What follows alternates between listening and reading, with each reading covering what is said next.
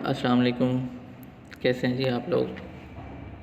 Smoke की वजह से छुट्टियां ज़्यादा बढ़ गई हैं, तो इसलिए अभी तक ऑनलाइन क्लास ही चलेगी हमारी। ठीक है, तो देखते हैं आगे हम पढ़ते हैं। लास्ट टाइम हमने कंपाउंड इवेंट तक हमने पढ़ लिया था।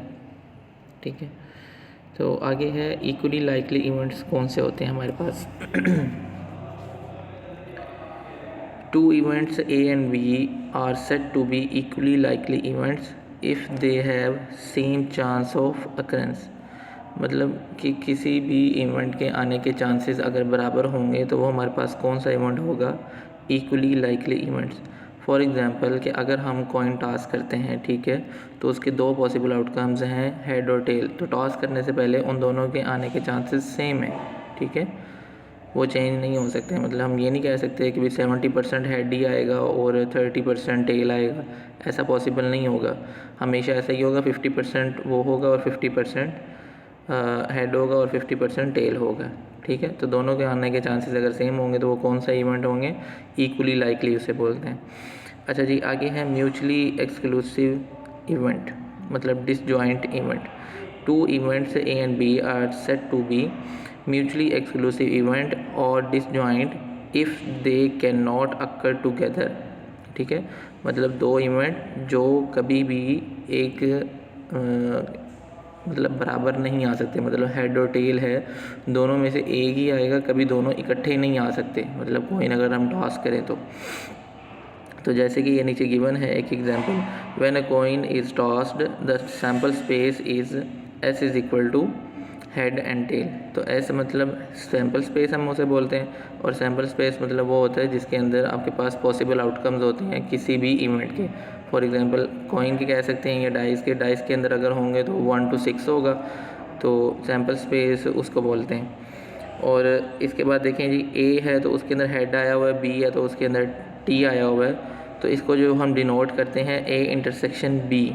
ठीक है, ये इम्पोर्टेंट है एमसीक्यूज़ के हवाले से भी, इसको ज़रा आप लोग ज़रा ध्यान से देख लेंगे। ठीक है, ये जो आपके पास है ना, ठीक है, ये A intersection B is equal to 5, ये इम्पोर्टेंट है।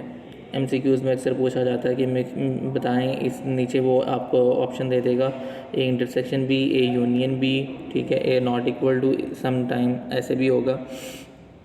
तो म्यूचुअली एक्सक्लूसिव इवेंट किससे डिनोट किया जाता है, ए इंटरसेक्शन बी के साथ। ठीक है जी, आगे हम चलते हैं। देखें आगे है एग्जॉस्टिव इवेंट। ठीक है, इसके अंदर है आपके पास the events such that their union from the sample space itself, then such events are called exhaustive event. ठीक है, एक डेफिनेशन ये है। दूसरी है when two or more events from the sample space collectively, then it is known as collectively exhaustive event।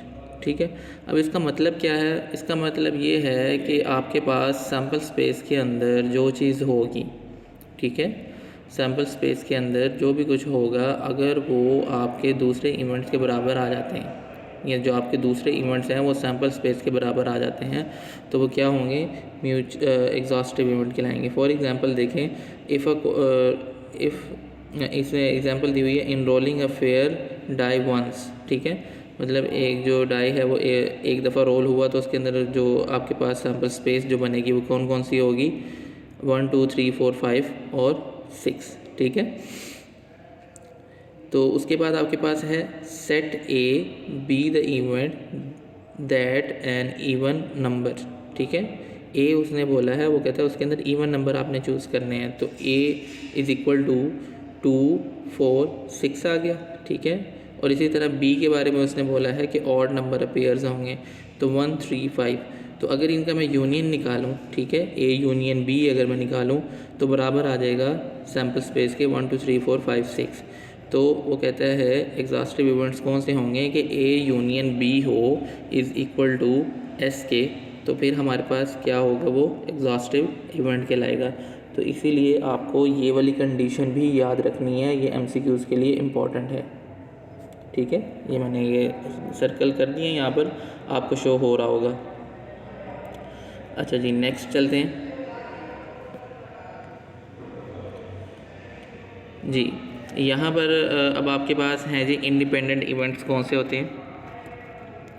Independent events, two or more events are said to be independent if the probability of occurrence or non-occurrence of any of them do not affect the occurrence of other। ठीक है, इसका कहने का मतलब ये है कि अगर ये दूसरे पर इफ़ेक्ट नहीं करेगा तो फिर कौन सा होगा, इंडिपेंडेंट, और अगर इफ़ेक्ट करेगा तो फिर कौन सा होगा, डिपेंडेंट। तो ये दोनों की सिर्फ डेफिनेशन है, सिंपली आप इनको आसानी से याद कर सकते हैं। एक कर लें उसकी जैसे कि अगर जो पहली ही हमने पढ़ी है, टू और more events are said to be independent if the probability of occurrence और non occurrence of any of them do not effect. ठीक है, डू नॉट इफेक्ट आ जाएगा तो इंडिपेंडेंट हो जाएगा, देम इफेक्ट, ठीक है, affected the occurrence of other events, तो फिर आपके पास कौन सा हो जाएगा, डिपेंडेंट इवेंट्स। अच्छा जी, आगे हैं इम्पॉसिबल इवेंट्स। इम्पॉसिबल इवेंट्स कौन से होते हैं, an event having no element is called impossible events. For example अगर एक डाई है उसको हम रोल करते हैं तो उसके 6 पॉसिबल आउटकम्स होते हैं। अगर वहाँ 7 जो है वो हम कभी मतलब सोच भी नहीं सकते, ठीक है, कि वो आएगा, तो वो इम्पॉसिबल इवेंट होगा। ठीक है, तो ये एक नीचे और एग्जांपल एक आसान रियल लाइफ से ली गई है, वो ये है कि sun rises in the west is an example of impossible event. For मतलब वो कह रहा है कि भाई अगर मगरिब की तरफ से सूरज निकल आए तो ये कौन सा होगा, इम्पॉसिबल इवेंट कहलाएगा। नेक्स्ट है आपके पास, ये एग्जाम्पल है 6.5, तो देखिएगा ज़रा इसमें। अब आगे थोड़े से क्वेश्चन आएंगे तो क्वेश्चंस भी करने हैं हम लोगों ने। थ्योरी तकरीबन जितनी थी वो मैंने करवा दी है, ये शॉर्ट क्वेश्चन ही सारे इसमें से ज़्यादातर तैयार करने हैं आपने। तो छोटे छोटे ये आपके पास एग्जांपल्स हैं, तो ये इनको मैं करवाता जाता हूँ डेली बेसिस पर। ठीक है, तब तक आप नोट करते जाएँ जब तक ऑनलाइन क्लास है। तो जो क्वेश्चन होंगे आपके तो फिर वो पूछ लीजिएगा। जी आगे है 6.5 example. A student solved 128 questions from the first 200 questions of a book to be solved. What is the probability that he will solve the remaining all questions? ठीक है, टोटल क्वेश्चंस जो होंगे वो आपके पास हमेशा किसके इक्वल होगा, n के इक्वल। ठीक है, और आपके पास यहाँ पर उसने रिमेनिंग की बात की है कि रिमेनिंग वाले फाइंड करने हैं कि बाकी कितने हैं। ठीक है, तो आप देखें ना यहाँ पर मतलब उसकी परसेंटेज, उसकी प्रोबेबिलिटी हमेशा हम कैसे फाइंड करते हैं कि हमारे पास ऊपर होता है favourable case divide by total number of case. इसका यही फार्मूला होता है, मतलब इसको m से जो नोट किया गया है, m जो है वो आपके पास मतलब probability of a is equal to m divide by n। तो m जो है वो आपके पास फेवरेबल है। ठीक है, favourable case divide by total number of case. हाँ जी, तो बिल्कुल आसान सा सवाल है, मुश्किल कुछ नहीं है। वो कहता है कि जो रिमेनिंग बच गए हैं उसकी परसेंटेज बता देंगे वो कितनी बचती है, या प्रोबेबिलिटी बता दें। तो देखें total n is equal to 200। ठीक है, इसे m प्राइम से उसने शो किया हुआ है। अब अगर आप इसको शो भी ना करें तो तब भी ठीक है। तो m is equal to n minus, ठीक है, जो जितने क्वेश्चन उसने अटैम्प्ट किए थे। ठीक है, उसने 128 क्वेश्चन जो है उसने अटैम्प्ट किए थे, तो वो माइनस करके आपके पास कितने बच जाएंगे, 72। तो probability of a is equal to m divide by n, तो 72 divide by 200 is equal to 0.36, और 0.36 देख लें आंसर। ठीक है, तो प्रोबेबिलिटी हमेशा कहाँ से कहाँ तक होगी, 0 से लेकर 1 के दरमियान। अगर 1 से एक्सीड कर जाएगी तो आंसर कहीं ना कहीं आपका मिस्टेक में होगा। ठीक है, कहीं ना कहीं क्वेश्चन के अंदर गलती होगी। अगर 0 से लेस होगा तब भी गलती होगी। अगर इन बिटवीन होगा 0 से 1 तो फिर आपका बेहतर होगा, ठीक होगा वो। चलें जी, आगे एक और एग्जांपल है, हम वो करते हैं 6.6। ये इस तरह के क्वेश्चंस जो हैं वो पेपर में आते हैं, ज़हन में रखिएगा। ठीक है, ये इंपॉर्टेंट क्वेश्चंस होते हैं इस टाइप के। ये जो रेड बॉल्स आ गई, ग्रीन बॉल्स आ गई, ठीक है, इस तरह की और भी आगे आएंगे तो उनको ज़रा देख लीजिएगा। एक्सरसाइज में इस टाइप के क्वेश्चन होंगे, उनको भी ज़रा सॉल्व करने की कोशिश कीजिएगा। ठीक है, तो a bag contains 4 red and 6 green balls out of which 3 balls are drawn. ठीक है, find the probability of drawing 1। आपको वो कहता है 2 रेड एंड 1 ग्रीन बॉल, मतलब 2 रेड, टोटल में से 2 रेड सेलेक्ट हुई थी और 1 ग्रीन हुई थी। ठीक है, फिर वो कहता है ऑल रेड, सारी कहता है कि रेड सेलेक्ट हो गई। ठीक है, उसने जब उसमें से पोटली में से निकाली है, जो भी आप उसे कह लें, ठीक है।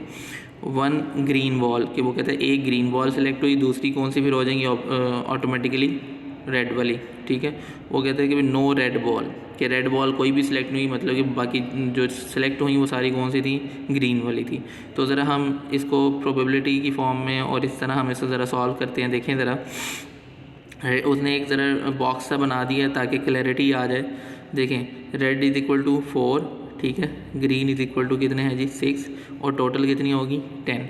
ड्रॉन बॉल 3, ठीक है, ये क्वेश्चन के अंदर ही पहली लाइन में गिवन है, out of which 3 ball are drawn. ये आपने लाजमी ज़हन में रखना है, ठीक है, क्योंकि ड्रॉन जितनी होगी ना उससे हम ज़्यादा जा सकते हैं, ठीक है, न कम, उसको हमने पूरा करना होता है।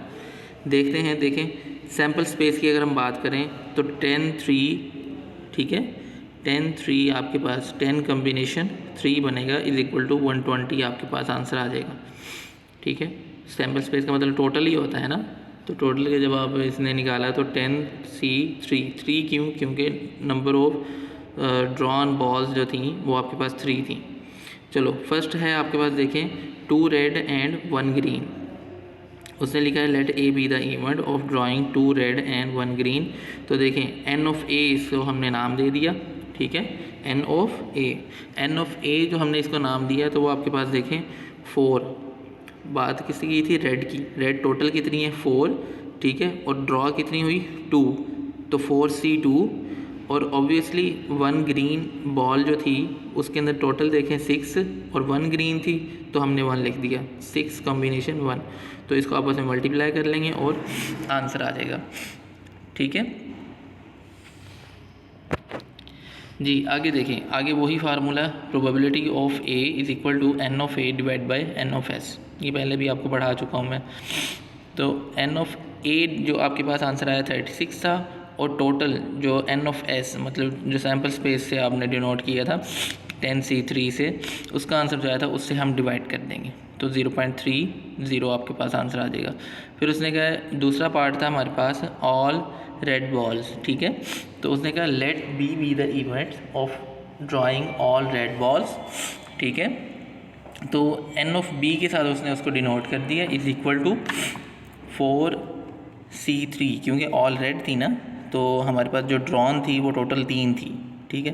तो 3 जब इसमें आ गई, बाकी तो 0 बच गई, तो 6 0 हो जाएगा, मतलब ग्रीन जो है वो आपके पास 0 हो जाएंगी, और जो रेड थी वो 3 आ गई, तो इसको मल्टीप्लाई कर लेंगे तो आंसर आ जाएगा। और उसी तरह probability of A is equal to n of B divide by n of S, ठीक है, उसकी जो वैल्यूज़ हैं आप उसमें पुट कर देंगे और आंसर आ जाएगा जी। थर्ड पार्ट में था 1 ग्रीन बॉल, सिर्फ उसने कहा कि एक ग्रीन बॉल है, बाकी सारी कौन सी हैं, रेड होंगी। तो ड्रॉन टोटल 3 होती हैं, अगर एक ग्रीन है तो 2 फिर रेड होंगी। तो देखें 4C2 और 6C1 हो गया, तो आपस में मल्टीप्लाई कर देंगे 6, ये आप कॉम्बिनेशन निकाल लेंगे, ठीक है, कैलकुलेटर से आसान है कि 4C2 निकालेंगे 6 आ जाएगा, 6C1 निकालेंगे तो आपके पास 6 आ जाएगा, is equal to 36 divide by 120, और आपके पास 0.3 आंसर आ जाएगा, ठीक है जी। उसके बाद let D B the event of drawing no red ball. तो अब वो कह रहा है कि रेड बॉल कोई भी नहीं है, सारी जो है वो कौन सी है, ग्रीन है। तो सारी से मुराद मतलब 3 ड्रॉन होनी थी, तो 4C0 आ जाएगा और 6C3 ग्रीन में आ जाएगा, और इज इक्वल टू आंसर आपका 20 divide by 120 is equal to 0.17। तो ये इस टाइप के आपके पास क्वेश्चंस होंगे आगे देखिएगा एक्सरसाइज में, तो लाजमी ज़रा करने की कोशिश करें उसे, ठीक है जी। अल्लाह हाफ़िज़।